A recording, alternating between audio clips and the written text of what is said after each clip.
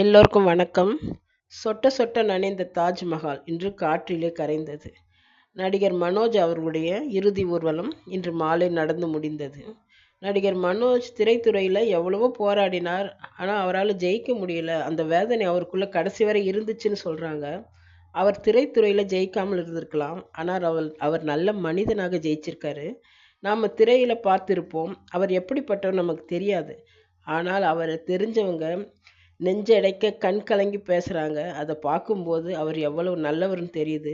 அவருடைய டிரைவர், தோட்டக்காரர், சமயக்காரம்மா இவங்க எல்லாம் பேசும்போது அழறாங்க. இதுதான் அவருடைய வெற்றி. இவ்வளவு சீக்கிரம் இந்த முடிவு ஏற்பட்டிருக்கக்கூடாது. வயதான அப்பா அம்மா, மனைவி, 2 பெண் பிள்ளைங்க இருக்காங்க. அவருடைய இழப்பு அவருடைய குடும்பத்திற்கு தாங்க முடியாத இழப்பு தான். கடவுள் தான் அவங்களுக்கு மன வலிமையும் தைரியத்தையும் கொடுக்கணும். கிராண்ட்மா சேனல் சார்பாக திரு மனோஜ் அவருடைய ஆன்மா சாந்தி அடைய வேண்டிக்கிறோம். பிடிச்சிருந்தா லைக் பண்ணுங்கள், ஷேர் பண்ணுங்கள், உங்கள் கருத்தை பதிவு பண்ணுங்கள். மறக்காமல் சப்ஸ்கிரைப் பண்ணுங்கள். நன்றி, வணக்கம்.